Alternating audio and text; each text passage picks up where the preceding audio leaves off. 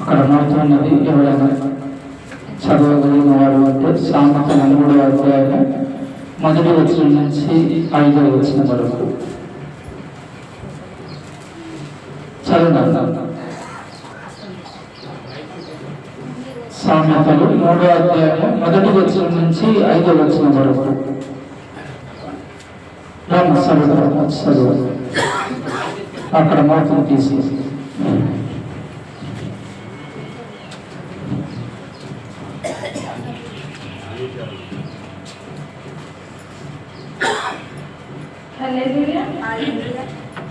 ఈ దినమునకై ఏర్పరచబడిన బైబిల్ పాఠముగా సామెతల గ్రంథము 3వ అధ్యాయము 1వ వచనం నుండి 5వ వచనం చదవగల దేవుని యొక్క వాక్యం విందుము.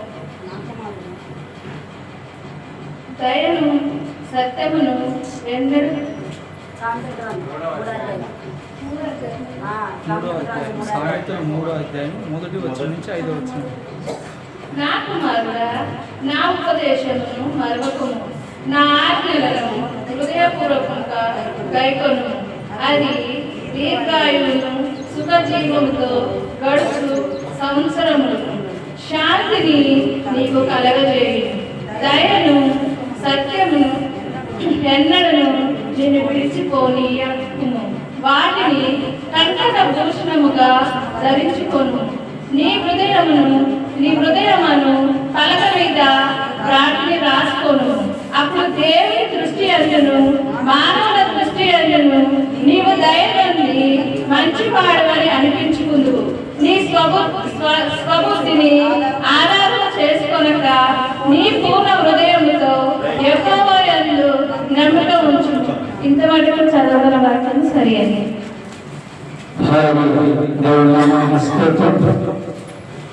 ఒక చిన్న పాట పాడుకుందా. స్తుతిగానమా నా యేసయ్యా, నీ త్యాగమే నా ధ్యానము, నీ కోసమే నా శేష జీవితం. నీ త్యాగమే నా ధ్యానము, నీ కోసమే నా శేష జీవితం. స్తుతిగానమా నా యేసయ్యా, నా దీన స్థితి చూచి నా రక్షణ శృంగమై, నా దీన స్థితి చూచి నా రక్షణ శృంగమై, నా సన్నిధిని తోడని నన్ను ధైర్యపరచిన, నా సన్నిధిని తోడని నన్ను ధైర్యపరచిన, నా నజరేయుడా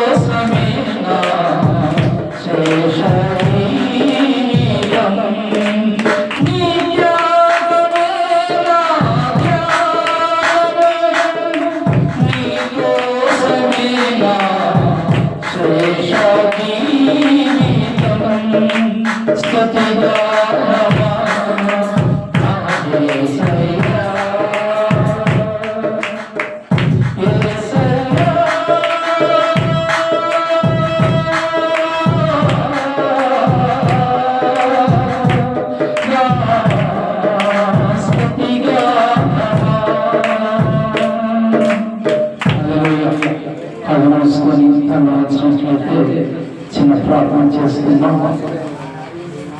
కృపగల తండ్రి మా యేసయ్య, నీ పాదాలకు వందనాలు స్తోత్రములు చెల్లిస్తున్నాను ఆయన. తండ్రి మరి ఒక మాను కూడా ఈ యొక్క మందిరంలో వాడబడటకు నాకు ఇచ్చిన అవకాశాన్ని బట్టి నీకు వందనాలు స్తోత్రములు చెల్లిస్తున్నాను ఆయన. తండ్రి నీ వాక్యము మేము వినచుండగా నా తండ్రి వాక్యాన్ని విని గ్రహించి ఆయన నీ యొక్క మాటలను నా హృదయంలోకి చేర్చుకొని నా తండ్రి నీ వాక్యానుసారంగా జీవించే కృపను మాకు కలుగచేయండి తండ్రి. ఈ లోకంలో జీవించేంత కాలం ఆయన నీ కొరకు జీవించాలి, అటువంటి కృపను కలుగచేయండి. లోక యాత్రను ముగించిన తర్వాత నీ పరలోక రాజ్యంలో నీవు ఇచ్చే నిత్య జీవాన్ని మేము అనుభవించాలి తండ్రి. అటువంటి అవకాశాన్ని కలుగచేయండి. దీన్ని నన్ను కూడా మీ శిలువ చాట మరుగుపరుచుకొని మా మూడితో మాట్లాడము, మా హృదయాలు మమ్మల్ని సరిచేసి యేసుక్రీస్తు నామములో ప్రార్థన చేస్తున్నాము తండ్రి.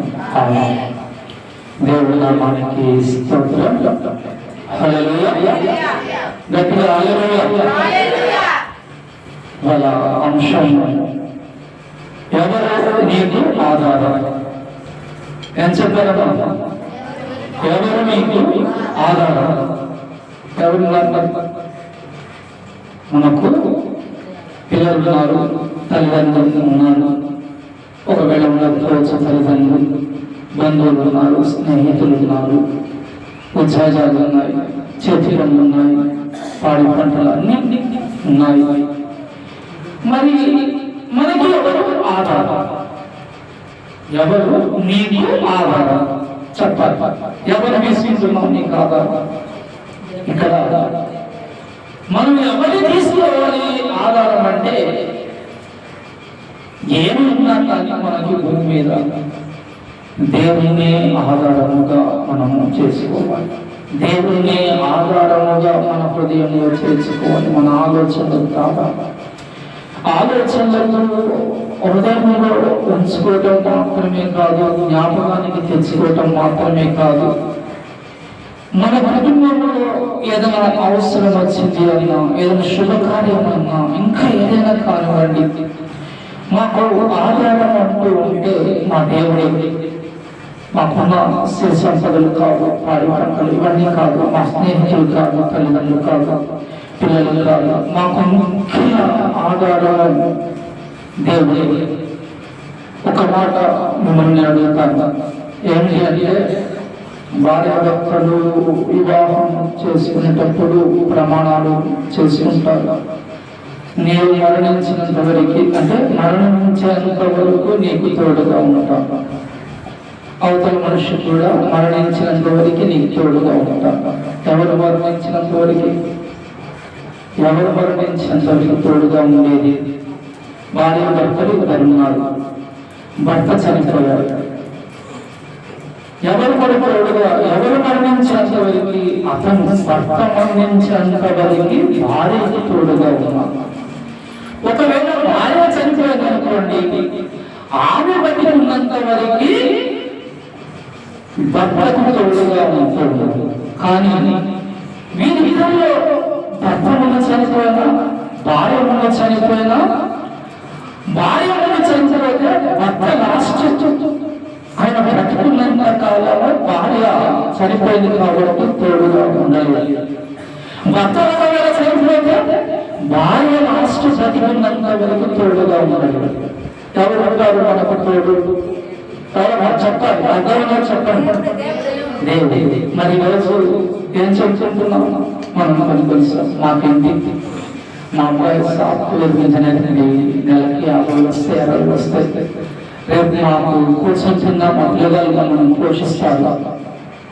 నాకు భర్త పోయాడనే కానీ నా బిడ్డలు మంచిగా చూసుకుంటున్నాను. కొంతమందికి అది ట్యూషన్ ఉంటూ ఉంటుంది, ట్యూషన్ వస్తుందండి, దాంతో గడుపుతూ ఉన్నాం. కరెక్టే. మరి ఇవన్నిటిని నడిపించేవాడిని ముందుకి దేవుడే కదా. మరి దేవుడు మనం ఆధారంగా తీసుకుంటున్నాము, మన కంటి ముందు ఉన్న వారిని ఆధారంగా తీసుకుంటున్నాము. పరిశీలన చేయండి. మనం ఏదో అడిగినందుకు సమాధానం చెప్పడం కాదు, నిజంగా మన నిజ జీవితంలో పిల్లలని ఆధారంగా తీసుకుంటున్నామా, మాకు వీరు ఆధారం, మాకు వీరే మాకు సహాయం అంటూ ఉన్నామా? వారి సహాయం నీకు చేస్తున్నప్పటికీ నాకు ఆధారము నా దేవుడే, నాకు ఆధారము నా దేవుడే. ఆయన పిల్లలకు ప్రేరేపిస్తూ ఉన్నాడు, పిల్లలకు కలగ చేస్తూ ఉన్నాడు, పిల్లలు మమ్మల్ని పోషిస్తూ ఉన్నాడు. ఇటువంటి మాటలు మాట్లాడాలి. నిజంగా నువ్వు అదే మనసుతో నువ్వు అటువంటి కార్యాలు చేస్తూ ఉండాలి. కృతజ్ఞత కలిగి ఉండాలి. నీ పిల్లల పట్ల కానివ్వండి, తల్లిదండ్రుల పట్ల కానివ్వండి, స్నేహితులు ఎవరైనా సహాయం చేసి ఉండవచ్చు, వారి పట్ల మీరు కృతజ్ఞత కలిగి ఉండాలి. దేవుడే ఆధారం అని చెప్పి వారికి కృతజ్ఞత లేకుండా దేవుడు ఏమి చేశాడని వారికి విరుద్ధంగా ఉందామని నేను మీకు సలహా ఇవ్వట్లేదు. దేవుడే నీకు ఆధారం. ఎవరైనా ఒకవేళ ఇంతవరకు పిల్లలు నాకు ఆధారము, భర్త ఆధారము, భార్య ఆధారము, మా స్నేహితుల ఆధారము, మాకున్న ఆస్తి పాస్తుల ఆధారము, పాడి పంటలు ఇవన్నీ నాకు ఆధారమని ఎవరైనా ఇంతవరకు ఒకవేళ అనుకున్నట్లయితే ఈ రోజు మీరు ఒక మంచి నిర్ణయం తీసుకుని నాకు ఏదున్నా నాకు నువ్వే ఆధారం ప్రభువా, నాకు ఏదున్నా నీవే ఆధారం ప్రభువా. అందుకే ఇక్కడ సులైమాను సామెతలు 3వ అధ్యాయంలో ఆయన మాట్లాడుతున్నాడు, నా కుమారుడా నా ఉపదేశమును మరొకము. ఏమంటున్నాడు? నా కుమారుడా నా ఉపదేశము మరొకము. ఉపదేశం అంటే ఏంటమ్మా చెప్పవచ్చు. ఒక ఉపదేశం ఆయన మాటలు, ఆయన మనకు ఈ బైబిల్లో చెప్పే మాటలు, సేవకులు చెప్పే మాటలు, దేవుడు మనకి ఒకసారి ప్రేరేపించి మాట్లాడుతున్న మాటలు, ఈ ఒక ఉపదేశం అంటూ ఉన్నాడు. నా కుమారుడా నా ఉపదేశమును మరొకను, నా ఆజ్ఞలను హృదయపూర్వకముగా కైకొనుము. నా కుమారుడా నా ఉపదేశము మరొకదు, నా ఆజ్ఞలను హృదయపూర్వకముగా కైకొనాలి. అంటే ఆయన చెప్పింది ఏమి చేయమంటున్నాడు అవి చేయాలి, చేయగలిగిన వాటిని ఆఫ్ చేయాలి. అది ఎలాగైనా హృదయపూర్తిగా మనస్ఫూర్తిగా. మనం కొన్నిసార్లు మాట తప్పే విధంగా అటువంటి అవకాశాలు వస్తూ ఉంటాయి. దానివల్ల మనకు కొంచెం ప్రయోజనం. అయినప్పటికీ కూడా ఏం చేస్తామంటే, అమ్మా దేవుడు ఈ విధంగా మనకి అవకాశం లాభం ఉన్నా కానీ, సంతోషం కలుగుతున్నా కానీ ఇక్కడ ఇది చేయగలన్నాడు కదా అని చెప్పి మనసులో సదుకుంటా గునుకుంటా మరి దేవుడు ఏమైనా కోప్పడతాడు అని ఆయన ఒక మాట చెప్పాడు. అట్లా కాదు. అట్లా మనం ఆయన ఆజ్ఞను పాటించడం కాదు, హృదయపూర్తిగా ఇది నువ్వు చెప్పావు, ఇది చేయాలి, నాకు లాభమా అయినా పర్వాలేదు, నష్టమా అయినా పర్వాలేదు, ఇంకేదైనా నీ ఉపదేశాన్ని నీ ఆజ్ఞను నా హృదయపూర్తిగా నేను జరిగిస్తాను ప్రభు. నీ కడుపులో పుట్టిన బిడ్డలు ఉంటారు, చిన్న చిన్న పిల్లలు, వారికి హృదయపూర్తిగా తినిపిస్తావా, లేకపోతే క్యాంపుగా దెబ్బపెట్టుకుంటా తినిపిస్తావా? చిన్నపిల్లలకి ఏం చేస్తావా? వారికి వీడొచ్చేంతవరకు వారిని ప్రతిమాది కొన్ని అబద్ధాలు చెప్పి కొన్ని నిజాలు చెప్పి వారి కడుపు నింపుతూ ఉంటాం. ఇదేంటి? హృదయపూర్తిగా. ఇంకా వారు కలిగి పనులు చేస్తే అవి కూడా చేస్తూనే ఉంటారు ఎక్కువ. ఇదేంటి? హృదయపూర్తిగా సడగడం జరగదు. అట్లే ఇక్కడ ఏంటి ఈ మాటలు మీకు ఎందుకు జ్ఞాపకం చేశానంటే, నీ పిల్లలకు నువ్వు హృదయపూర్తిగా వారికి ఏ పనులు చేస్తున్నావో వాటికంటే ముఖ్యమైనవి ఇవి ముఖ్యమైనవి. అందుకే ఆయన అంటున్నాడు, నా ఉపదేశమును మరొకము. ఇది సొలొమోను గారు ఈ విధంగా మాట్లాడుతూ ఉన్నాడు. అయితే ఇది దావీదు గారు కూడా ఇదే సొలొమోను గారితో ఇదే మాట్లాడుతున్నాడు. దగ్గర సంబంధం ఏంటి ఆయన మాట్లాడేదంటే అదే మొదటి దినవృత్తాంతములు 28వ అధ్యాయము 9వ వచనంలో అంటూ ఉన్నాడు. చూడండి, మొదటి దినవృత్తాంతములు 28వ అధ్యాయము 9వ వచనం. సొలొమోనా, నా కుమారుడా, నీ తండ్రి యొక్క దేవుడైన యెహోవా అందరి హృదయములను పరిశోధించువాడును, ఆలోచనలన్నిటినీ సంకల్పములన్నిటినీ ఎరిగిన వాడున్నాడు. నీవు ఆయనను తెలుసుకొని హృదయపూర్వకముగాను మనఃపూర్వకముగాను ఆయనను సేవించుము. ఆయనను వెతికిన ఎడల ఆయన నీకు ప్రత్యక్షమగును. నీవు ఆయనను విసర్జించిన ఎడల ఆయన నిన్ను నిత్యముగా త్రోసివేయును. ఏంటమ్మా ఇక్కడ నాకు ఈ వాక్యం చదువుతుంటే దావీదు గారు తన కుమారుడితో సొలొమోను గారితో మాట్లాడిన మాటలు నా జ్ఞాపకానికి వస్తున్నది ఆలోచన చేస్తూ ఉన్నాను. దేవుడు దావీదు గారికి ఎటువంటి మనసు అయితే ఇచ్చారో అదే మనసు ఆయన కుమారునికి బోధించాడు. ఆయన కుమారుడు తీసుకొని వచ్చి ఇక్కడ ఏది ఈ సామెతలు 3వ అధ్యాయంలో ఆయన కూడా ఇంచుమించు ఆ మాటలే మాట్లాడుతూ ఉన్నాడు కదా. ఏమో నీ ఇక్కడ అనుకున్నాను, ఈ ఒక సొలొమోను గారు తండ్రి చెప్పిన మాటలు తన హృదయంలో దాచిపెట్టుకున్నాడు, తన ఆలోచనలో ఉంచుకున్నాడు. ఇందాక మీకు చెప్పాను కదా, హృదయంలో ఉంచుకోవడం, ఆలోచనలో పెట్టుకోవడం కాదు, అమలుపరచాలి. ఇక్కడ సొలొమోను గారు అదే అమలు చేస్తూ ఉన్నాడు. ఏమని? నా కుమారుడా, నా ఉపదేశము మరొకము. సరే, ఇక్కడ దావీదు గారిని ఎలాగో జ్ఞాపకం చేసి ఉన్నాం కాబట్టి ఆయన అంటున్నాడు, సొలొమోనా, నా కుమారుడా, నీ తండ్రి యొక్క దేవుడైన యెహోవా అందరి హృదయములను పరిశోధించువాడును, ఆలోచనలన్నిటినీ సంకల్పములన్నిటినీ ఎరిగిన వాడునై ఉన్నాడు. అర్థమవుతుందా? మన ఆలోచనలు, మన హృదయం, మన సంకల్పాలు అన్నీ కూడా తెలిసిన వాడై ఉన్నాడు. జాగ్రత్త కుమారుడా, జాగ్రత్త. ఇక్కడ దావీదు గారు చెప్పినా మనకే చెబుతూ ఉన్నాడు, సొలొమోను గారు చెప్పినా మనకే చెబుతున్నాడు. నా కుమార్తె జాగ్రత్త, నా కుమారుడా జాగ్రత్త. నీ హృదయం ఎరిగిన వాడు దేవుడు, నీ ఆలోచన ఎరిగిన వాడు దేవుడు, నీ నడకను చూస్తున్నవాడు దేవుడు, నీ మాటలు వింటున్నవాడు దేవుడు. ఏం చేద్దాం అనుకుంటున్నావు? ఏం మాట్లాడదాం అనుకుంటున్నావు? ఏమి చూద్దాం అనుకుంటున్నావు? ఎక్కడికి వెళదాం? ఏ ఆలోచనతో ఉన్నావు? దేవుడు నిన్ను పరిశీలిస్తూ ఉంటాడు. దేవుడు నిన్ను పరిశీలిస్తూ ఉంటాడు కాబట్టి ఆయన పరిశీలిస్తూ ఉండగా నీ యొక్క ప్రతి ఒక్క ప్రయత్నము, ప్రతి ఒక్క ఆలోచన, ప్రతి ఒక్క నిర్ణయము ఆయనకు ఇష్టముగా ఉండాలి. సొలొమోనా, జాగ్రత్త నా కుమారుడా, నీకు దేవుడు ఒక అధికారాన్ని చేతిలో పెడుతున్నాడు. జాగ్రత్త, మన దేవుడు హృదయాలను ఎరిగిన వాడై ఉన్నాడు. నీవు ఆయనను సంకల్పములన్నిటినీ ఎరిగిన వాడునై ఉన్నాడు. నీవు ఆయనను తెలుసుకొని, ఏమంటున్నాడమ్మా? నీవు ఆయనను తెలుసుకొని, ఎవరు? మన తండ్రి అయిన దేవుడు యేసుక్రీస్తుని మనము తెలుసుకోవాలి. మనమంటే జనమందరంటే యేసుక్రీస్తుకు తెలుసు. మన విశ్వాసులకు కూడా యేసుక్రీస్తు అంటే యేసుక్రీస్తే తెలుసు. ఆయనలో ఉన్న గుణ లక్షణాలు ఏమిటి?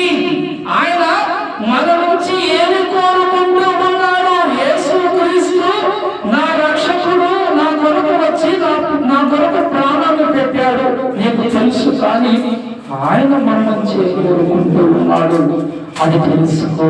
దేవుడు నీ నుంచి ఏం కోరుకుంటూ ఉన్నాడో అది తెలుసుకో నా కుమారుడా. అని చెప్తూ ఉన్నాడు. నేను ఆయనను తెలుసుకొని హృదయపూర్వకముగాను మనపూర్వకముగాను ఆయనను సేవించాలి. ఆయనను వెతికిన ఎడల ఆయన నీకు ప్రత్యక్షమగును. ఏమా ఆయన వెతకటం అంటే డబ్బులు పాడేసుకొని వెతికినట్టు కాదు, బంగారాన్ని పాడేసుకొని వెతికినట్లు కాదమ్మా, వెండి బంగారం పాడేసుకొని వెతికినట్లు కాదు. ఇక్కడ ఆయన్ని వెతకటము అంటే ప్రార్థన చేయాలి, వాక్యం వినాలి, బైబిల్ చదువుకోవాలి. అసలు ఏం అడుగుతున్నాడు, నన్ను ఏమి చెప్పమంటున్నాడు, ఇది మనము మనస్ఫూర్తిగా తెలుసుకొని మనము ఆయన పట్ల ఆయన ఒక పట్ల భయభక్తులు కలిగి మనము జీవిస్తుండాలి. ఎదిగిన ఎడల ఆయన నీకు ప్రత్యక్షమగును. నీవు ఆయనను విసర్జించిన ఎడల ఆయన నిన్ను నిత్యముగా త్రోసివేయును. ఆయనను కాదని నీకు ఎవరో ఆధారమని చెప్పి అనుకుంటే ఆయన నిత్యముగా నిన్ను త్రోసివేస్తాడు. ఎందుకని? ఆయనే కనుక నిన్ను నన్ను సృష్టించింది, ఆయనే కనుక మనకు జీవాన్నిచ్చింది, ఆయనే కాబట్టి ఆయన మనల్ని పోషిస్తున్నాడు కాబట్టి, ఆయన మనకు ఆరోగ్యం ఆయుషించాడు కాబట్టి, నువ్వు ఎవరితో ఆధారం తీసుకుంటే ఇది ఏమవుతుందంటే సొమ్ము ఒకరిదవుతూ ఉన్నది, సోకు ఒకరిదవుతూ ఉన్నది. ఎట్లా? నేనే ఉన్నాను చిన్నప్పుడు నా ఫ్రెండ్ని సఫారీ డ్రెస్ అని అడుక్కొని అతను కుట్టించుకుంటే ఆ సఫారీ డ్రెస్ ని తోడుకున్నాను అడిగి. అయి నాకు ఎంతో ఇష్టమైతే ఆ క్రిస్మస్ పండుగకి మా అమ్మ అడిగితే మా అమ్మ మరి వచ్చే సంవత్సరం కల్లా నాకు అటువంటి బట్టలు నాకు కుట్టించింది. అంతమంది తొడుకున్నప్పుడు చూసిన కొంతమంది ఏమన్నా ఎట్లా వెళ్ళాను నేను, బాబు మంచి 15-16 సంవత్సరాల వయసు గలవాడు మంచిగా ఈ బట్టల మీద బాగున్నాడు అని చెప్పుకొని వచ్చాడు. అంటే ఇదంతా సొమ్మాదిది నా ఫ్రెండ్వి, కానీ మాట ఎవరికి వస్తున్నది? నాకు వస్తున్నది. అది నా తల్లి నాకు ఎప్పుడైతే నాకు పుట్టించిందో అది నాదే అన్నది. అంతవరకు చూసేవాడు ఫలాని వ్యక్తి కదా అని చెప్పి అనుకున్నాడు. అలా ఆ వ్యక్తి నాయి అని చెప్పండి అంటే నేను తీసుకుంటానంటే ఒప్పుకుంటాడా? ఒప్పుకోడు కదా. ఏదో కాసేపు వేసుకుంటానంటే ఇచ్చాను, కానీ నా తల్లిదండ్రులు ఆడుకుంటారు అని చెప్పంటాడు కదా.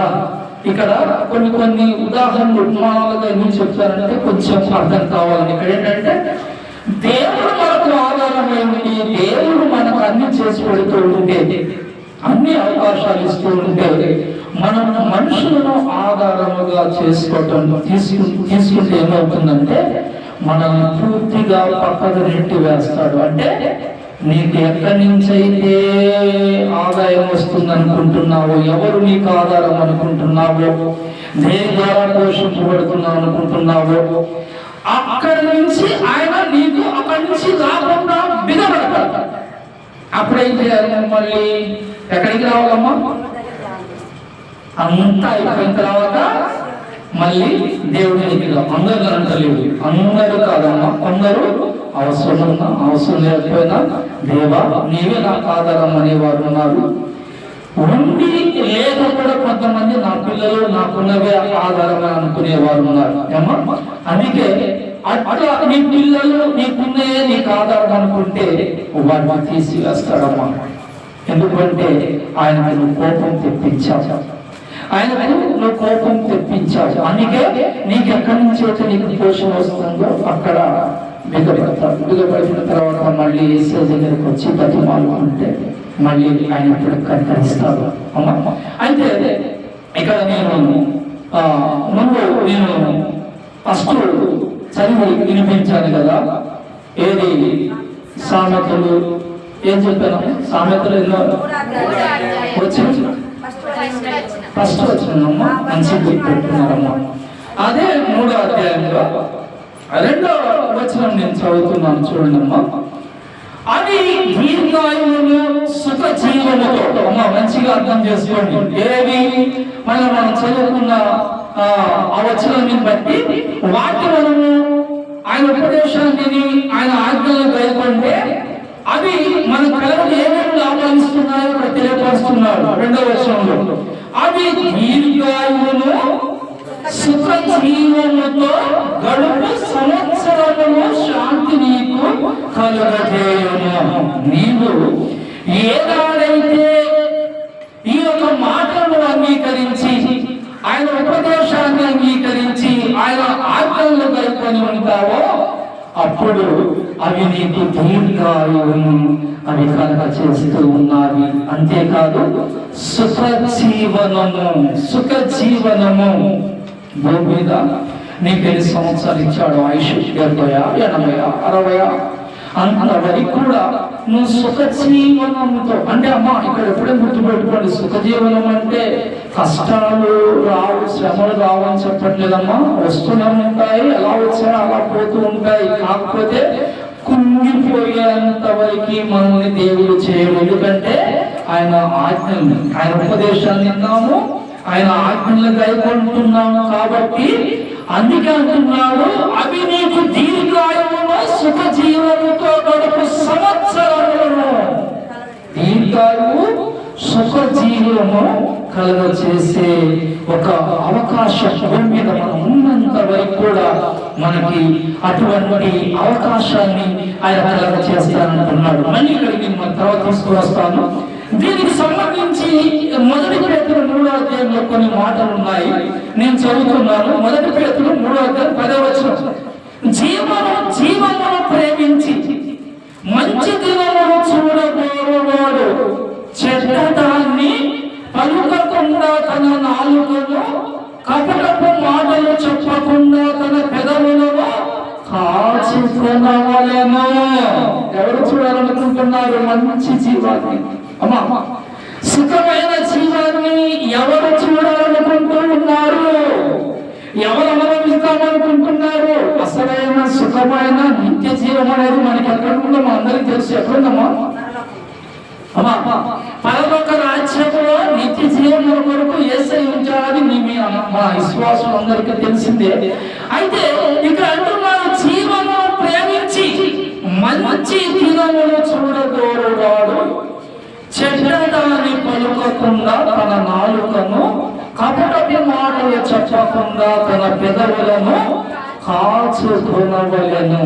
మరి నీ మనస్సు, నీ పెదవులు, నీ చూపు కాచుకుంటూ ఉన్నావా? నాకు ఈ మధ్యకాలంలో ఒక పాస్టర్ గారు నా కల్లో వచ్చాడు. నా కల్లో వచ్చిన తర్వాత ఏమన్నాడంటే, అంతా బాగానే ఉంది కానీ నువ్వు కొంచెం నోరు కాచుకో అన్నాడు. అనేసరికి కల్లో కాచుకోనేసరికి ఏమంటే ప్రభువుని ప్రార్థన చేశాను. ప్రభు, ఎక్కడ ఎవరిని ఉంటున్నాను, నేను ఎక్కడ అంటూ ఉన్నాను అని చెప్పి నేను అనుకుంటే పోయిన వారం కాక అంతకుముందు వారం వాక్యంలో నా సొంత మనవరాల్ని ఒక మాట వాక్యానికి జోడించి ఒక మాట మాట్లాడితే వాళ్ళ అమ్మ, నా బిడ్డ, పెద్ద బిడ్డ, వీళ్ళు నా మీద గొడవ పెట్టుకున్నారమ్మా. గొడవ ఏమంటే మా ఇష్టం, మేము ఎలాగైనా ఉంటాం, మా ఇష్టం అని చెప్పి గొడవ పెట్టుకున్నాను. అయితే నేను ఏంటి ప్రభు ఇట్లా జరిగింది, ఏంటి ప్రభు అంటే నువ్వు అతపడి పెట్టుకోను, అందుకే కరెక్ట్గా ప్రభు నా మనవరాలు సొంత మనవరాలుగా ప్రభు నవ్వుతూ కూడా పక్కకు పెట్టి ఇక్కడ ఉన్న 10 మందికి పెట్టేట్టు మాట్లాడదు కదా ప్రభు, సౌండ్ సిస్టమ్ ద్వారా అందరితో పెట్టేట్లు మాట్లాడలే కదా ప్రభు అంటే, అది నువ్వు అనుకున్నది కరెక్టే కానీ వాళ్ళు వాటికి ఇష్టమైన విధంగా వారు ఆలోచన చేస్తున్నారు. అమ్మా, ఏ విధంగా ఇష్టమైన విధంగా ఆలోచన ఎవరైనా కాసుకోవాలి. పాస్టే కానివ్వండి, సువార్థికుడే కానివ్వండి, అమ్మా ఎవరిపైనా సరే మనం సుఖంగా జీవించాలంటే, దేవుని ఆశీర్వాదాలు మన కుటుంబంలో ఉండాలంటే, పిల్లలు అనుభవించాలంటే, మన పంటలు మంచిగా పండాలంటే, మన చేతి కష్టం మనం అనుభవించాలంటే, చేతి పనులు చేయాలంటే శక్తి కావాలంటే, ఇవన్నీ మనకు కావాలంటే మనం మన మనసు కాపాడుకోవాలా, కంటి చూపులు కాపాడుకోవాలా, పెదాలను కాపాడుకోవాలా. ఇటువంటి కాపాడుకున్నప్పుడు ఆయన అంటూ ఉన్నాడు, జీవమును ప్రేమించి మంచి జనమును చూడగోరువాడు. అంటే నువ్వు జీవాన్ని ప్రేమించావు, మంచి దినాలు నీకు కావాలి. ఎవరికైనా రేఖలమ్మా జీవము కావాలి, మంచి దినాలు కావాలి. ఇవి కావాలి అంటే దేవుడు ఏమంటున్నాడు, నీవు ఒక పద్ధతి అనేది నీకు కావాలి, క్రమశిక్షణ కావాలి. నీ ఇష్టమైన రీతిగా ఉంటాను అంటే నా ఇష్టమైన రీతిగా నేను చేస్తాను. అంతేనా? నీ ఇష్టమైన రీతిగా నీ ఇష్టానుసారంగా నేను జీవిస్తాను అంటే నా ఇష్టమైన రీతిగా నేను చేస్తాను. నీ కుటుంబంలో నువ్వు ఏం ఆశిస్తున్నావో అది జరగదు. నీవు ఏమి పొందుకోవాలనుకుంటున్నావో అది నువ్వు పొందుకోలేవన్నా. అందుకే నీ పెరియాలను కాసుకో, నీ నోరును కాసుకో, నీ మనస్సును కాపాడుకో అని ఆయన చెబుతూ ఉన్నాడు. ఈరోజు ఎవరు సుఖజీవాన్ని కావాలనుకుంటున్నారు, ఎవరు ఆయుష్ కలిగి జీవించాలనుకుంటూ ఉన్నారో అటువంటి వారు మరి పెరియాలను నోరును కాచుకోవాలి. అయితే ఇందాక మీకు చెప్పాను ఒక మాట, ఏమిటి అంటే ఆ సామెతల 3వ అధ్యాయంలోనే మళ్ళీ 2వ వచనానికి మిమ్మల్ని తీసుకువస్తానని చెప్పి అన్నాను. అవి దీర్ఘాయువును సుఖజీవముతో గడుపు సంవత్సరములను శాంతిని నీకు కలుగజేయును. ఏమన్నానమ్మా? మళ్ళీ కొత్త ఇప్పుడు చదివించాను, సంవత్సరములు చెప్పాను. శాంతి నీకు కలుగజేయును, మనశ్శాంతి. ఏమో మనశ్శాంతి. ఇక్కడ ఉన్నవారు అండి, మాకు బ్రదర్ నాకేమీ నా మనసులో చింత ఏం లేదు బ్రదర్ అని చెప్పి ఎవరైనా చెప్పగలుగుతారా? నాకు చింత ఏమీ లేదు అని చెప్పగలిగేవారు ఎవరైనా? 23 సార్లు నాకే చింత లేదు, నాకే కుదువ లేదు అని చెప్పారు. నాకు ఇప్పుడు 3 ఉన్నాయి, నాకు 3 ఉన్నాయి. ఇక్కడ నేను మాట్లాడుతున్నా కానీ ప్రార్థన దేవుడికి చేస్తూనే ఉన్నాను రోజు. ఒకటి ఏంటంటే బాత్రూమ్ కూడా కూలిపోవడానికి వచ్చింది. అవతల వారు అడిగాను, నేను త్వరగా చెప్తాను, టైం తక్కువ ఇచ్చారు కాబట్టి. అయితే అవతల గోడ వారిని అడగాలి, వారు అడుగుతూ ఒప్పుకొట్టేలా గోడ పడేటట్టుంది, అదొకటి. మరి కొంచెం ఏదో ఒక భూమి సమస్య ఒకటి ఉన్నది, మరి ఇంకొకటి నా శరీర సమస్య. ఈ మూడింటితోటి నేను ఒక చింతతో, అంటే చింత అంటే ఏమవుతూ ఉన్నదో ఏమో అనే భయం కాదు, ఒకలాంటి మనిషి చింత.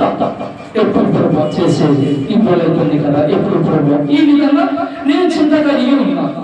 మరి ఈరోజు నీకు చింత ఉన్నదా నీ మనసులో లేదా? ఒకటి చెప్పాలి, నీ హృదయంలో నీకు శాంతి ఉన్నదా? నాకు లేదు. కొంచెం అంటే శాంతి లేదంటే పడిపోయే విధంగా, ఏడ్చే విధంగా అటువంటి లేదు శాంతి కాదు. నిబ్బరంగా ఉండగలిగిన శాంతి నాకున్నది. కొద్దిగా చొప్పుడులేను, కొంచెంలో జారినట్లుగా, కొంచెం తప్పినట్లుగా ఉన్నది. మీ హృదయంలో కరెక్ట్ గా శాంతి కలిగి ఉన్నారా లేదా మిమ్మల్ని మీరు పరిశీలన చేసుకోండి.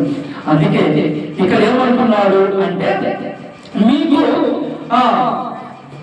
శాంతిని నీకు కలుగచేయును, అవి నీకు శాంతిని కూడా కలుగచేయును అనే మాట మాట్లాడుతూ ఉన్నాడు. అయితే ఇక్కడ యేసుక్రీస్తు కూడా కొన్ని మాటలు మాట్లాడుతున్నాడు. మత్తయి సువార్త 11వ అధ్యాయంలో ఈ శాంతి కావాలనుకుంటున్నవారు ఎవరైతే ఉన్నారో, మనశ్శాంతి కావాలనుకుంటున్నవారు, పాపములో ఉండి లేదా మరి నీతిగా నిజాయితీగా ఉండి కూడా మరి శాంతి సమాధానం లేకుండా ఉన్న వాళ్ళతో కూడా యేసుక్రీస్తు మాట్లాడుతున్నాడు. ఏం మాట్లాడుతున్నాడు? ఈ మత్తయి సువార్త 11వ అధ్యాయం 8వ వచనం నుంచి, ప్రయాసపడి భారం మోసుకొనుచున్న సమస్త జనులారా నా యొద్దకు రండి, నేను మీకు విశ్రాంతి కలుగచేయును. ఏమో ప్రయాసపడి భారం మోస్తూ ఉన్నారు, మీ హృదయాలలో మోస్తూ ఉన్నారు, మీ శరీరాలలో మోస్తూ ఉన్నారు, మీ కుటుంబంలో వారందరూ మోస్తూ ఉన్నారు, మీ చేతి పని కూడా మోస్తూ ఉన్నది, మీ వ్యాపారం మోస్తూ ఉన్నది, మీ ఉద్యోగాలలో కూడా శాంతి లేకుండా ఉంటూ ఉన్నారు, సుఖ జీవనం లేకుండా ఉంటున్నారు. రండి నా దగ్గరికి వస్తే, నా మాటలు వింటే, నా మాటల చొప్పున మీరు జీవిస్తే, ఇదిగో మీకు సుఖాన్ని శాంతిని నేను కలుగచేస్తాను. రావడానికి ఎవరైనా సిద్ధంగా ఉన్నారా? పాపను పిలుస్తూ ఉన్నాడు. ఆయన అంగీకరించిన వారికి శాంతి లేదు, మనశ్శాంతి లేదని వారిని పిలుస్తున్నాడు. మరి ఎవరు వస్తూ ఉన్నారు? ఎవరికి ఆయన దగ్గర వచ్చి ఆయన ప్రార్థన చేస్తున్నారు, ప్రభా నీవు పలాని విషయంలో మనశ్శాంతి కోల్పోయాను ప్రభా, నా ఒక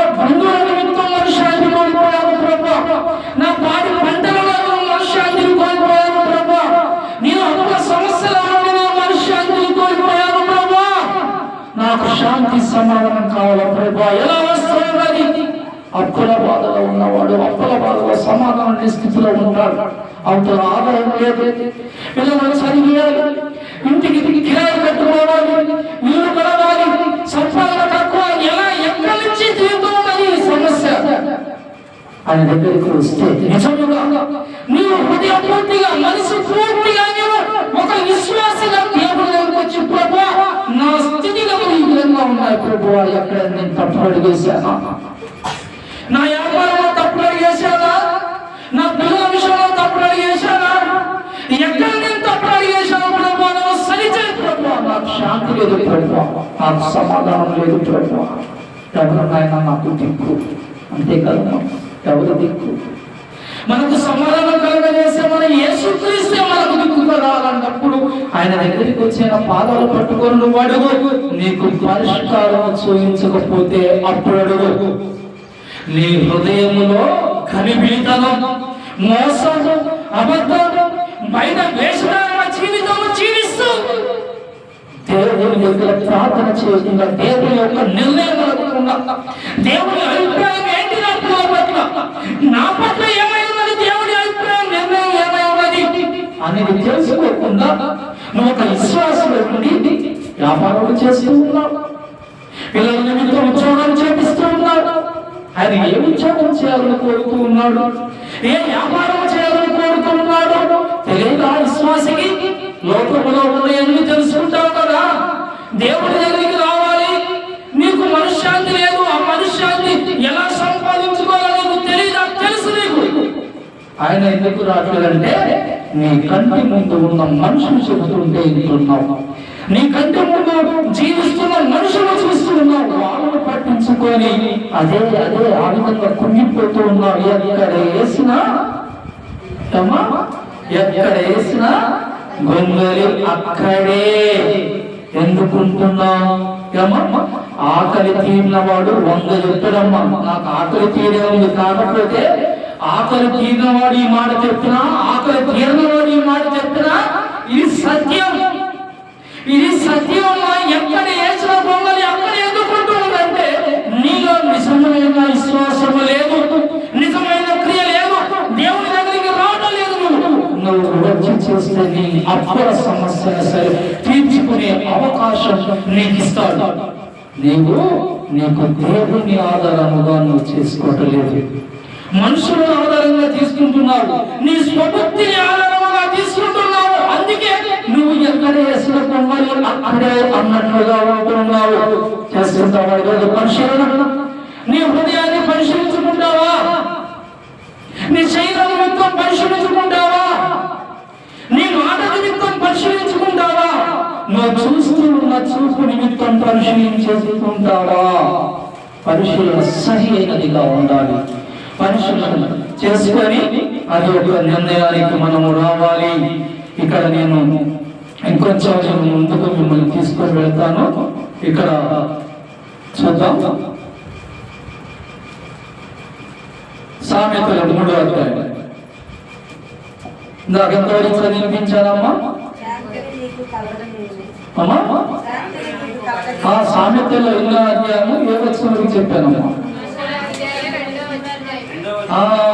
సామెతలు 3వ అధ్యాయం 1వ వచనం నుంచి 2వ వచనానికి నేను చెప్పాను.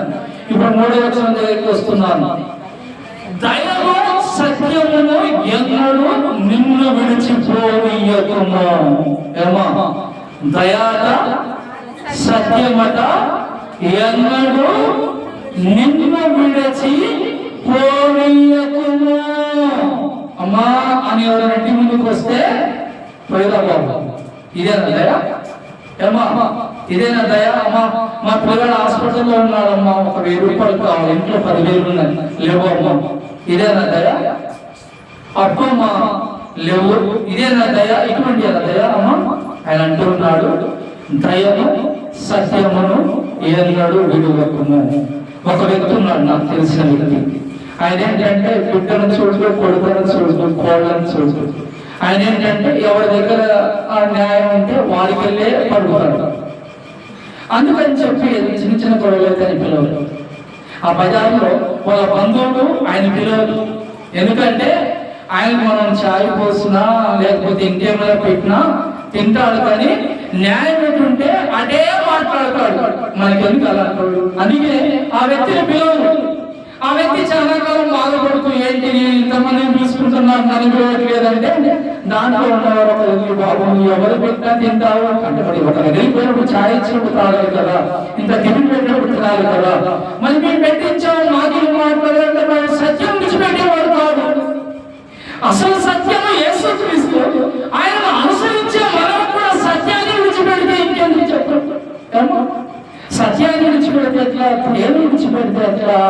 ఆయన మన మీద దయ చూపించాడు కదా, మన పాపం నుంచి మనం నడిపించాడు కదా, మన పాపమును క్షమించాడు కదా. మరి ఆయన సత్యవంతుడై ఉన్నాడు కదా, ఆయన బిడ్డలు కూడా సత్యవంతుడై ఉండవాలని కోరుతూ ఉన్నాడు కదా. మరి ఈరోజు ఆయన కుమారుడుగా అవునా కాదా? ఆయన కుమార్తెలో కాదా? ఆయన అంగీకరించిన వారంలో ఆయన కుమార్తెలే కదా. ఆయన అటువంటి అధికారం ఇచ్చాడు కదా, మనకు అవకాశం ఇచ్చాడు కదా. మరి అలాంటప్పుడు ఆయన సత్యవంతుడై ఉండగా నువ్వు సత్యము లేదు సత్యము లేని వాడు నువ్వు ఉంటే ఎట్లా వస్తుంది చెప్పండి? ఎలా వస్తుంది? కలదు కదా. అందుకే ఆయన సత్యవంతుడు కాబట్టి మనము కూడా దయ కలిగి ఉండాలి, సత్యము కలిగి ఉండాలి. చూడండి, దయము సత్యమును ఎన్నడూ నిన్ను విడిచిపోనీయకుము, వాటిని కంఠభూషణముగా ధరించుకొనుము, నీ హృదయమును పలక మీద వాటిని రాసుకొనుము. త్వరగా వస్తామా? ఇక్కడ కీర్తన 18వ వచనం మాట్లాడుతున్నాడు దయ గురించి. 25వ వచనము, దయగల వారి ఎడల నీవు దయ చూపించుదువు. ఏమంటున్నాడు? దయగల వారి ఎడల నీవు దయ చూపించుదువు. దయ లేకపోతే దయ నీలో లేదు కదా, ఎలా? ఆయన దయ చూపెట్టినట్లే కదా. అంతేనమ్మా, అంతేనా?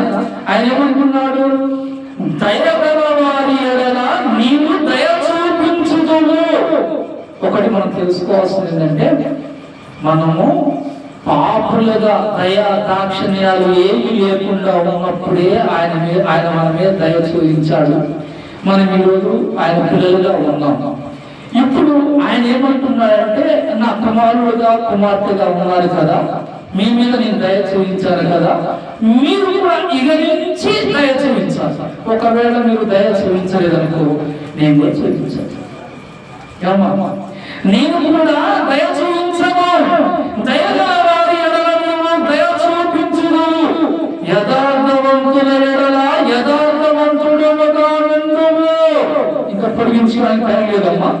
ఆయన అంటున్నాడు, నువ్వు దయగలిగా ఉంటే నేను నీ దయ చూపెడతాను, యథార్థవంతుడిగా ఉంటే నీకు చేసే పనుల్లో కూడా చక చక చక చక చేస్తాను, చక చక చక చేస్తాను. ఈరోజు కాస్త చింత కలిగి ఉన్నానని చెప్పాను కదా, ఇదే మనసుతోటి మళ్ళీ దేవుడు చిత్తం అయితే వచ్చేదని ఇక్కడ సాక్ష్యం చెబుతాను. ఏమి చెబుతాను? నాకు విషయంలో చింత ఉన్నాను కదా, నా యేసయ్య నా చింతలన్నీ తీసివేశాడు అని మీకు నేను సాక్ష్యం ఇస్తాను. ఎంత మంచి దేవుడవయ్యా యేసయ్యా, నా చింతలన్నీ తీరేనయ్యా నిన్ను చేరగా. హల్లెలూయా. వచ్చే నెల ఈ పాట పాడుతూ నా యేసయ్య సన్నిధికి నేను చేరాను, నా చింతలన్నీ తీర్చాడు ఆ యేసుక్రీస్తు అని మీకు సాక్ష్యం ఇస్తాను. వింటారా? మీకు నమ్మకం లేదా నా మీద? నాకు నమ్మకం ఉంది మన దేవుడి మీద. మన దేవుడి మీద, మన యేసయ్య మీద నాకు నమ్మకం ఉన్నది. వచ్చే నెల నాకు దేవుడు ఇక్కడ వాడబడే అవకాశం ఇస్తే మీకు సాక్ష్యం ఇస్తాను. ఇది నేను చాలా మీకు చెప్తాను. ఎందుకు అంటే నా యొక్క ఆలోచన నా బాధ నిమిత్తము, నా పోరాటం నిమిత్తం కాదు, మన దేవుని కృపను బట్టి, మన దేవుని దయను బట్టి, ఆయన మంచి మనసును బట్టి నన్ను విజయవంతుడుగా చేస్తాడు, నాకు విజయాన్ని చేకూరుస్తాడు. ఆ నమ్మకం ఈరోజు నీకున్నదా? నాకున్నది. వచ్చే నెల చాలా మీకు చెప్తున్నాను, చెప్తాను. వచ్చే నెల లేదంటారా? వచ్చే నెల 5వ తారీఖు మక్కపేట దేవుడు అవకాశం ఇచ్చిన ఆ రోజు వరకు నాకు దేవుడి పరిశీలన నాకు సహాయం చేసిన మేము ముందుకు వచ్చి నేను చెప్తాను. అర్థమవుతుందమ్మా? దేవుడు నాకు సహాయం చేస్తాడు. సామెతలు ఎంతో చెప్పుకున్నాం. 3వ అధ్యాయం కానీ చిన్న చెప్పుకున్నాం ఇంతవరకు. ఇప్పుడు 4వ వచనం. అప్పుడు దేవుని దృష్టి ఎందునో మానవుల దృష్టి ఎందునో నీవు దయనంది మంచి వాడవని అనిపించుకున్నావు. ఎప్పుడు మనం ఫస్ట్ వచ్చిన చదువుకున్నాం కదా, దాన్ని మనం నేర్చుకోవాలి. నీవు ఏమంటున్నాడు? అప్పుడు దేవుని దృష్టి ఎందునో మానవుల దృష్టి ఎందునో నీవు మంచి దయ ఉంది మంచి వాడవని అనిపించుకుంది. మంచి ఏంటమ్మా? మనుషుల దయ ఏంటి? దేవుడి దయ సరిపోదా అమ్మా? ఏమంటారు మీరు? ఏమంటారమ్మా? దేవుడి దయ ఉంటే చాలు మనకి, మనుషుల దయ అన్నమాట. ఏంటో బైబిల్ ఇట్లా మాట్లాడుతుంది నాకు అర్థం కానప్పుడు నేను అనుకున్నమాట. బైబిల్ 2005లోనో 2006లోనో నేను అనుకున్నాను. ఏంటి దేవుడి దయ రావాలి మనుషులందరికీ, మనుషుల దయ ఇంకేందుకు మనిషికి అంటే, బాబు పిచ్చాడా, నీవు భూమి మీద జీవిస్తున్నావు కదా మనుషుల మధ్య, వారితో కూడా మంచిగా ఉండాలి బాబు. వారితో కూడా నాతో నా దయ మాత్రమే కాదు, నీ అన్న తమ్ముడు చెల్లెలు ఇద్దరికి మాట్లాడి చెప్పినప్పుడు నాకు గుర్తుకొస్తుంది. ఇరుగు పొరుగు వారితో అందరితో కూడా మంచిగా ఉండాలి, వారితో కూడా వండుకోవాలి. పలానా వ్యక్తి సంపాదించుకున్నాడు, ఆ వ్యక్తి మంచివాడు, సంపాదించుకుంటా అవుతుంది వాడి పని అవుతుంది. ఉంటారు కొంతమంది అమ్మ, కొంతమంది ఉంటారు అలా అనిపించుకోదు. ఒకలా అలా అన్నా కానీ మనకేం కాదు, కానీ అట్లా మనుషుల ద్వారా కూడా మనం అనిపించుకోవద్దు.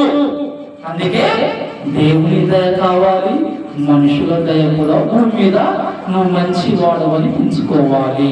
5వ వచనం. నీ స్వబుద్ధిని ఆధారం చేసుకొనగా. ఫస్ట్ మీకేం చెప్పానమ్మా? ఎవరు నీకు ఆధారం? దాని గురించి మనం ఇంతవరకు చదువుకున్నాం. అయితే ఇక్కడ ఏమంటూ ఉన్నాడు? అప్పుడు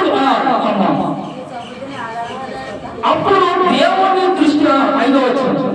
నీ స్వబుద్ధిని ఆధారం చేసుకొనక నీ పూర్ణ హృదయముతో యెహోవా యందు నమ్మిక ఉంచుము. స్వబుద్ధి అంటే ఏంటమ్మా? స్వబుద్ధి అంటే అర్థం ఎలా చెప్తున్నామా? స్వబుద్ధి అంటే నేను మా ఇంట్లో ఉన్నాను, మా ఇంట్లో మొత్తం 6 ఉన్నాం కానీ అందరూ ఏమేమో మాట్లాడుకుంటారు, కానీ నా బుద్ధి, నా ఆలోచన, నా మనసు నెరవేరు. అంటే ఇది దౌర్జన్యంతో కాదమ్మా నేను చెప్పేది. వాడు అనుకున్నా కానీ ఏం చేద్దామో అని చెప్పి నా దగ్గరికి తీసుకొని వస్తారు. నా ఆలోచన, నా బుద్ధి, నా ఆలోచన ఇవి నెరవేరుస్తుంది. అంటే ఇక్కడ ఏమంటూ ఉన్నాడు? నీ స్వబుద్ధిని కాదు. నేనేం చేస్తాను ప్రభువా, వీడి మాట చెప్పారు, ఏం చేద్దాం అనుకుంటున్నాము, వారు నా దగ్గర తీసుకొని వచ్చారు, నేను నీ దగ్గర తీసుకొని వస్తున్నాను ప్రభు, ఏం చేయాలి ప్రభు? ఎప్పటి నుంచి నన్ను బట్టలు తీసుకోవాలో? క్రిస్మస్ వస్తుంది కదా, ఎప్పుడు తీసుకోవాలి? 9 నెలల కానీ స్టార్ట్ చేయనా, 10 నెలల కానీ స్టార్ట్ చేయనా, 11వ నెల, మరి పండుగ ముందేనా, మరి ఏ విధానంలో ఎక్కడ వాక్యం పెట్టాలి? నేను అనుకున్నాను ప్రభు. నువ్వు చెప్పు, ఏం చెప్తావు? నీ చిత్త ప్రకారం నేను నడుచుకుంటాను. స్వబుద్ధి నేను ఆదరణ చేసుకొని ఆలోచన చేశాను, నీ దగ్గర తీసుకొని వచ్చాను, ప్రార్థన చేశాను, నువ్వే దిక్కు, నువ్వే నాకు ఆధారం అంటున్నాను. నువ్వు ఏం చెబుతావో చెప్పు. నేను నీకు చెప్పే మాట ఏంటంటే, నువ్వు ఇంట్లో పెద్దగా ఉన్నావో చిన్నగా ఉన్నావో ఏ అధికారంలో ఉన్నావో, దేవుడు నీకు ఎటువంటి అవకాశం ఇచ్చారో అది నలుగురు చెప్పేదే కావచ్చు, నలుగురు నీకు చెప్పేదే కావచ్చు. అది నీ హృదయానికి, మనస్సుకి, నీ ఆలోచనకి వచ్చినప్పుడు నువ్వు నోటుకు వచ్చిన మాట మాట్లాడవద్దు. ఎందుకు అంటే మనకు దేవుడు ఉన్నాడు. నా స్వబుద్ధి కాదు, నా ఆలోచన కాదు, నా హృదయంలో ఉన్నది నెరవేర్చుకోవడం కాదు, నా దేవుని దగ్గరికి తీసుకొని వెళ్ళాడు. నా దేవుని దగ్గరికి తీసుకొని వెళితే నా దేవుడు ఏమి చెబుతాడో వినాలి. చెప్తాడమ్మ దేవుడు. మా ఎవరికైనా ఉన్న అనుభవాలు, దేవుడు ప్రార్థన చేస్తుంటే మాతో మాట్లాడేటని ఎవరైనా చెప్పగలిగిన వాడు ఉన్నారా? సరే లేకపోయినా పర్వాలేదు, ఎప్పుడైనా మీరు ప్రయత్నించండి. ప్రార్థనలో మనకి ఏదైనా అవసరం ఉంటే, కాదు ప్రభు నా బుద్ధి కాదు, నా స్వబుద్ధిని కాదు, నీ మీద ఆధారపడుతున్నావు, నీవే నాకు ఆధారము, నువ్వేం చెబుతావో చెప్పు ప్రభు అని చెప్పి నువ్వు ప్రార్థన చేస్తూ ఉంటే కాస్త లేట్ అయినా కానీ మన చెవులో ఆయన మంచిగా వినపడే విధంగా మనకు అర్థమయ్యే రీతిగా మాట్లాడతాడు. దేవుడు నాతో కొంచెం మోటుగా మాట్లాడతాడు. ఎందుకో తెలుసా, నేను కత్తులు గొడ్డలు చేసి ఆ చదువు సంధ్య లేని ఎప్పటికీ అంటే నా స్కూల్కి వెళ్ళిన వాడిని కాదు కదా, నాకు ఏ మాట అలవాటో ఎవరి దగ్గర ఏ మాట ఉన్నానో నాకు అర్థమయ్యే రీతిగా ఆయన కఠినంగా లేటుగా మాట్లాడుతూ ఉంటాడు. కొంతమంది చెబుతుంటారు సున్నితంగా, నా దగ్గర మటుకి ఒక్కొక్కసారి సున్నితంగా మాట్లాడతాడు, ఒక్కోసారి గద్దించినట్లుగా, అంటే ఇతనికి ఈ గద్దించి చెప్తేనే కరెక్ట్గా ఉంటున్నది అనే ఒక ఉద్దేశం ఏంటంటే తెలుసుగా, హృదయం ఆలోచనలు అన్నీ తెలుసు కాబట్టి ఎవరికి ఏ విధంగా చెప్తే అర్థమవుతుందో వారి చెప్పులో ఆ విధంగా మాట్లాడతాడు, మీతో మాట్లాడతాడు. అందుకే నా దేవుడి దగ్గర తీసుకుందాం. ప్రభు నాకు ఎవరు ఆధారం కాదు ప్రభు, నీవే నాకు ఆధారం, దీనికి ఏం చేయమంటావు చెప్పి, నువ్వేం చేయమంటే అది చేస్తాను ప్రభు అని చెప్పి నువ్వు ఉండాలి. నీ స్వబుద్ధిని ఆధారం చేసుకొనక నీ పూర్ణ హృదయముతో యెహోవా యందు నమ్మిక ఉంచుము. ఎవరి మీదమ్మా? ఎవరి మీద నమ్మిక? యేసయ్య మీద నమ్మిక ఉంచు. నీ స్వబుద్ధిని కాదు, దేవుని మీద నమ్మిక ఉంచడం నేర్చుకో. అప్పుడు విజయం ఎవరిది? నీదే, నీ కుటుంబాన్నే, నీ భార్య భర్తలదే, నీ పిల్లలదే, నీతో పాటు నిర్మాణించే నీ బంధువులదే. నువ్వు మంచిగా ఉంటే సంతోషపడేవాడు ఉంటారు కదా, వారికి కూడా విజయమే. నీకు దేవుడు విజయం ఇస్తే వారికి కూడా నీ సంతోషాన్ని బట్టి వారికి కూడా విజయం, వారు కూడా సంతోషంగా ఉంటారమ్మా. అందుకే నీ స్వబుద్ధిని ఆధారం చేసుకోకుండా దేవునిలో నమ్మిక ఉంచు. మనుషులు ఎంతవరకు నమ్మాలో అంతవరకు, డబ్బుని ఎంతవరకు ఆధారం చేసుకోవాలో అంతవరకు, అది గుర్తు పెట్టుకోండి. దేవుడే మనకు ఆధారం. చిన్న ప్రార్థన. కృపల తండ్రి సరే నాయన, ఇదిగో తండ్రి, మరియు ఎవరికి ఆధారం అనే ఒక అంశాన్ని బట్టి నాయన ఇక్కడ మాట్లాడి ఉండగా తండ్రి మీరు మాట్లాడి ఉండగా